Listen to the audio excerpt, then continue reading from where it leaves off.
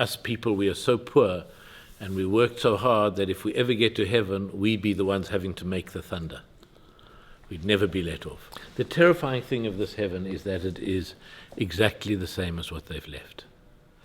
The extraordinary thing about the modesty of the claims of people at the edge of society is what they're looking for is some modicum of survival in which the terrible conditions they are in could kind of continue.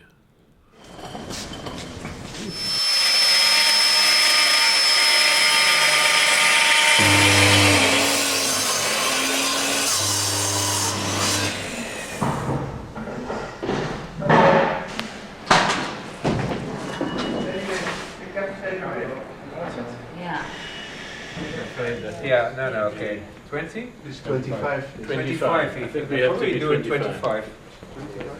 Yeah, that's good. Yeah. Okay. See as an object. These are the main ones you'll see and recognize clearly the images. And these ones as you come around them. Yeah. Okay. But I think 25 is the middle of the centuries and it shouldn't be like that. Het is afgelopen. Niet zo heel erg, je kan vastzitten. Of niet? How do we think about it? Ja. Kentridge is voor ons denk ik heel belangrijk, omdat we in het tentoonstellingsbeleid wat we hier in EYE proberen neer te zetten, heel erg kijken naar wat film nog meer kan zijn buiten die film die gemaakt is om in een bioscoopzaal getoond te worden. Dus buiten de gewone speelfilm en buiten de gewone documentaire. En juist als je kijkt naar wat het medium film meer kan zijn, dan is Kentridge denk ik een van de meest interessante figuren om mee te werken. Omdat zijn werk iets doet met film wat je eigenlijk alleen maar in een tentoonstellingsruimte kan laten zien. En wat heel erg zeg maar probeert die grens te zoeken waar film iets doet met beeldende kunst, waar film iets doet met dans, film iets doet met muziek. Dus dat is voor ons een belangrijk figuur, omdat je daarmee ook eigenlijk kan laten zien wat je wil in zo'n tentoonstellingsbeleid.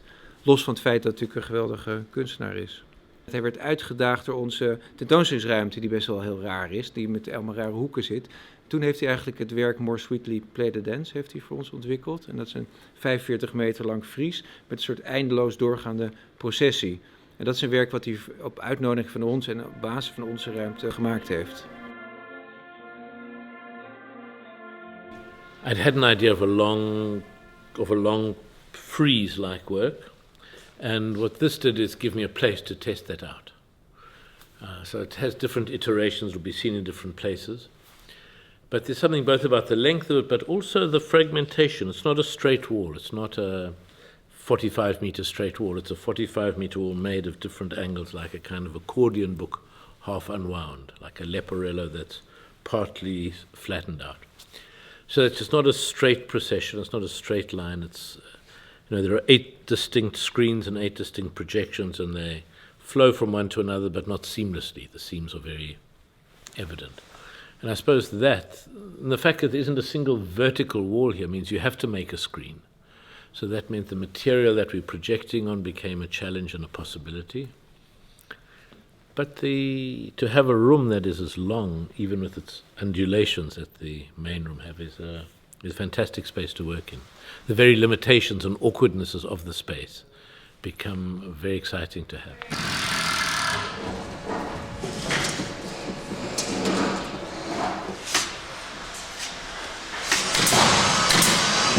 Ik had wel zoiets van, die ene keer dat we Kentridge hier in huis kunnen hebben, wil ik zeker weten dat we ook een paar topwerken hebben. Dus toen ik ken natuurlijk het werk vrij goed van Kentridge. En toen heb ik dat I'm Not Me, The Horse Is Not Mine. Dat is een heel mooi werk, gaat over de Russische revolutie. Ik dacht, dat wil ik in ieder geval hebben. En daar zitten ook heel veel processies in. Dus dat past eigenlijk heel mooi bij dat nieuwe werk wat hij gaat maken.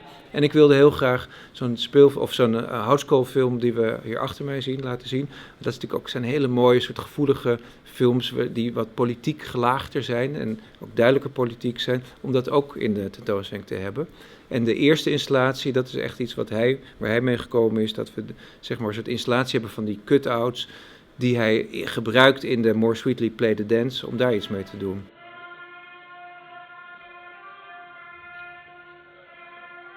Kentridge was eigenlijk onvoorstelbaar genereus, want het is natuurlijk een hele grote naam. Dus je verwacht eigenlijk dat hij heel erg, zeg maar, ja, zoiets heeft van wie ben jij en ik bepaal wat ik hier wil doen. Maar hij was eigenlijk heel erg open en hij ging eigenlijk vrij relatief makkelijk mee met mijn suggesties. In de eerste ruimte wilde ik iets meer een soort pre-cinema bijvoorbeeld hebben, omdat ik dat heel mooi vond passen bij ons. Nou, dat wilde hij niet, maar aan de andere kant dat I'm Not Me vond hij ook op een gegeven moment heel mooi passen bij het nieuwe werk. Hij snapte ook dat ik dit werk achter mij wilde laten zien. Weet je, dus het is ook een soort geven en nemen en wel proberen dat je elkaar respecteert op elkaars gebied, zeg maar, op elkaars know-how. En ik denk dat Kentridge eigenlijk heel erg goed daarin is, met name omdat hij ook werkt op een andere manier dan een geëikte beeldend kunstenaar, hè, die bij wijze van spreken altijd in zijn atelier zit, is eentje. En Kentridge werkt natuurlijk eigenlijk net anders. Die organiseert workshops waarbij hij 10, 20, 30, 40 man uitnodigt. Hij heeft een paar ideeën in zijn hoofd en dan laat die mensen erop improviseren. Dus die is gewend om te luisteren en eigenlijk om dat elementen die anderen aanbrengen, om die in zijn werk te incorporeren. En dat moet je ook durven. Dan moet je natuurlijk ook een soort kracht hebben en zelfverzekerd genoeg zijn dat je denkt, ja maar wacht even, dit is eigenlijk heel goed wat diegene gebruikt. En je merkt het vanavond ook, dan is hij aan het werk en dan zijn er ook 2 mensen waar die vaak mee heeft gewerkt, dus een kostuumontwerpster en iemand waar die vaak in die theaterstuk mee werkt, die vraagt hij letterlijk van, kom eens kijken en wat vinden jullie en moeten we iets veranderen? Nou, dat is natuurlijk eigenlijk een manier van werken die heel weinig beeldend kunstenaars toepassen, die eigenlijk veel meer uit de theaterwereld komt. More sweetly play the dance. For a long time it was called Dance Macabre, which gave it its starting point, which in fact came out of the opera Luluth, because one can think of that opera as a kind of dance macabre of death following everyone through the opera. And one thinks certainly of those long medieval forms of the friezes of death taking away everyone from the Pope to the baby. So it's about mortality, the form of it. But that was a form which was a very extended frieze, which is obviously corresponds to the space in the EYE Museum. But then it needed to not just be a dance macabre. I wasn't sure if that narrowed too closely on how people read the film. But it needed to have something of an element of a dance in it. And I was thinking of the Paul Celan poem where he says, "Death is a master from Germany, play death more sweetly." And this is about playing the dance. So it's a reference back to that kind of violent political death that stalks the world. But it also, for me, is, if you think of one of the key images of the Western tradition, which is Plato's image of people in a cave watching people behind carrying shadows, and from this Plato derives a whole worldview and a whole ethics of the person who's released from the cave and understands the light of the sun and has the ethical duty to come back and rescue the people in the cave and take them out into the sun.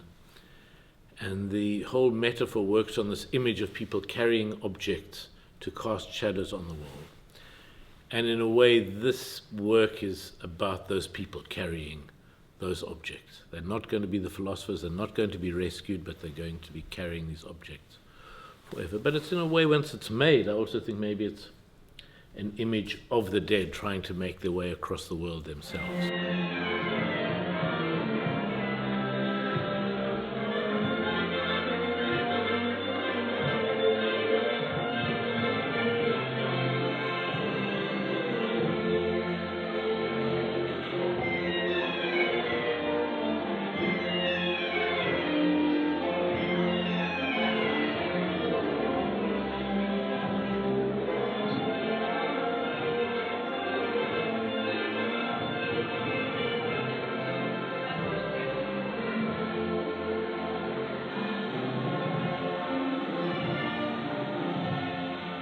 They're carrying the world, but they're also processions like carrying saints.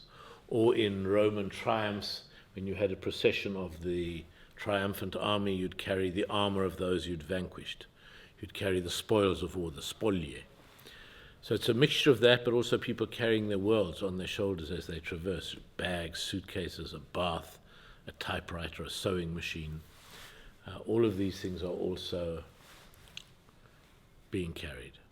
So it's a mixture of that, then there's a mixture of dances, some of which come from South African church groups, some of which come from other areas. There's a South African church brass band that plays the... So it has something both of funeral service but it also has kind of the people saying, well, we're going to get on with our death.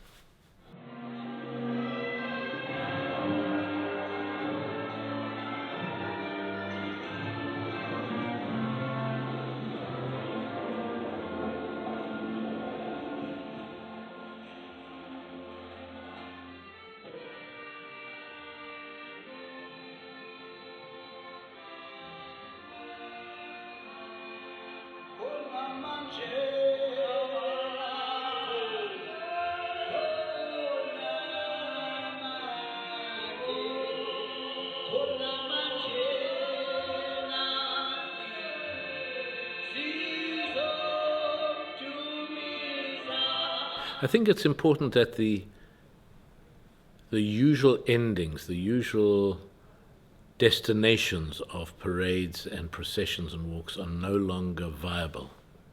And that's why they're kind of walking until one becomes viable, but none is. One can no longer have kind of an optimistic confidence in the communal villages of early socialist movements or that kind of utopian living. And even more so can one be skeptical of broader, larger projects of utopian thinking. Not because I'm against utopian thinking, but because of the experience, the hard experience of the calamitous violence that has always accompanied that. And so, in a way, the people in the parade are the people that have been wiped out in that crossfire.